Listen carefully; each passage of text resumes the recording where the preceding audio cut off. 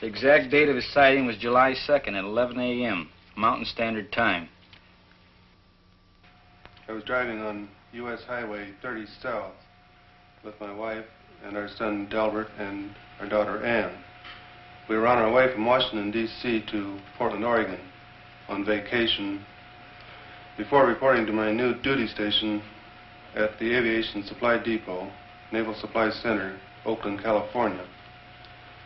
About 7 miles after we passed through Tremonton, Utah, my wife noticed a group of objects in the sky which she could not identify. I pulled over to the side of the road, stopped, got out, looked up and saw the objects. There were about 12 of them in a rough formation proceeding in a westerly direction.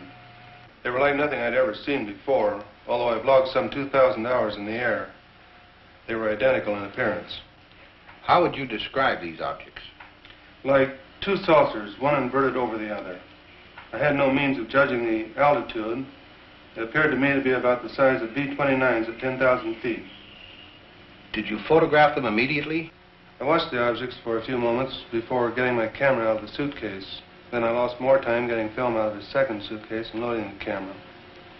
When I first saw the objects, they were almost overhead.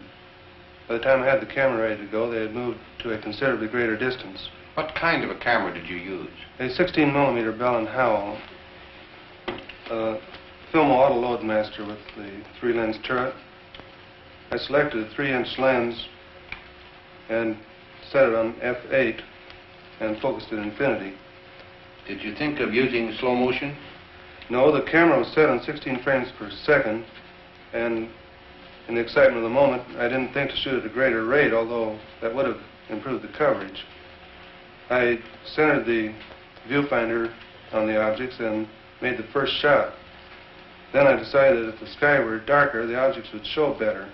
So I stopped the lens down to f16 and continued photographing. This proved to be a mistake, as the quality of the film would have been better had I left it at f8. Did these objects remain together in a group at all times? No. Toward the end, one object reversed its course and proceeded away from the rest of the group. I held the camera still and allowed this single object to pass through the field of view, picking it up again later in its course. Did this single object return to the rest of the group?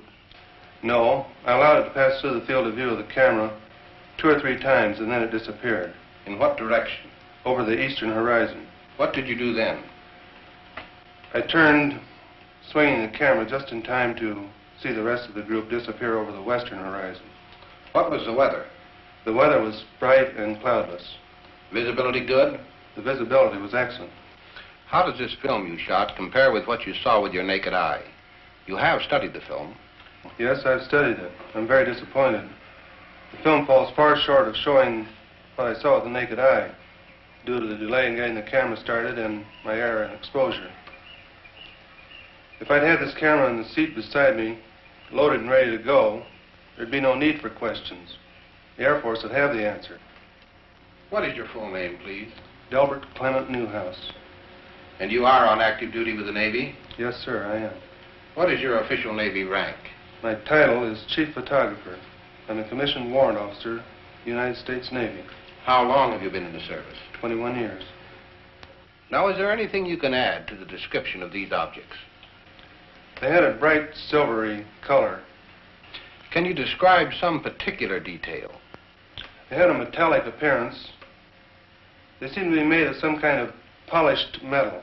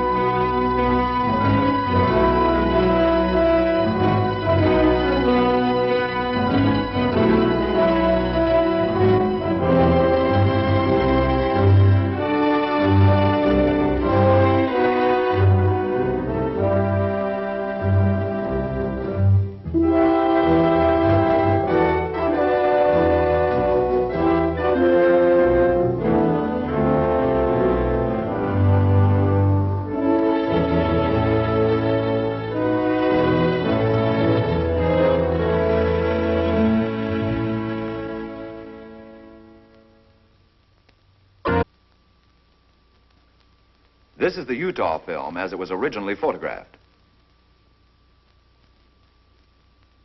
The image structure and maneuvers definitely eliminate any kind of known aircraft. This is where Chief Photographer Newhouse, in his excitement, changed exposure. He believed that by changing density and giving the film more contrast, he could clarify the objects. The single object that reversed its course. The bounce is due to handheld camera. Now we study the action of one section of the film. We stop the action. We move in. Within a 5-mile range, aircraft could be determined. In excess of 5 miles, the speeds are greater than aircraft can achieve, except in straight-line speed runs. The movement here follows an elliptical or circular pattern. Microscopic examination reveals that the objects are well focused. Their size varies from 1/6 to 1/10 the size of the moon, as it appears to the naked eye. Their form is circular and sometimes elliptical. This fits the commonly used flying saucer description. Observe the object in the upper left corner. We move in to study the action. The object upper left will go out of frame on widescreen projection.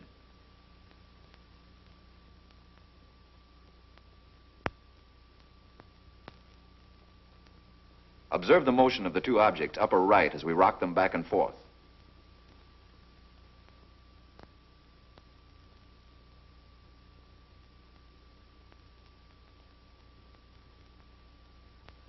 Now we move over and up on the frame to make a closer study of the object in the upper left corner.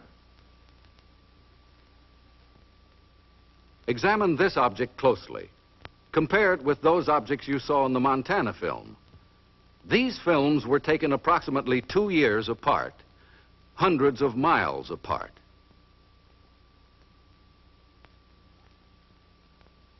We drop back to the original perspective and resume.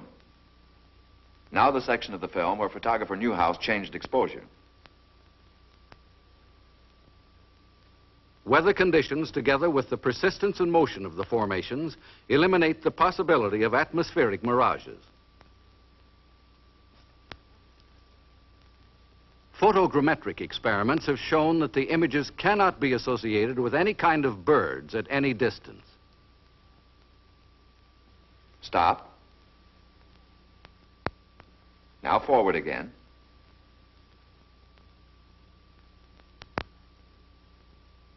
Stop.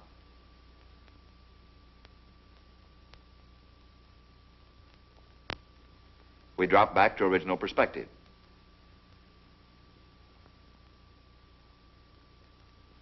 Now once again, and for the last time, the Utah film. The objects cannot be associated with any known balloon observations.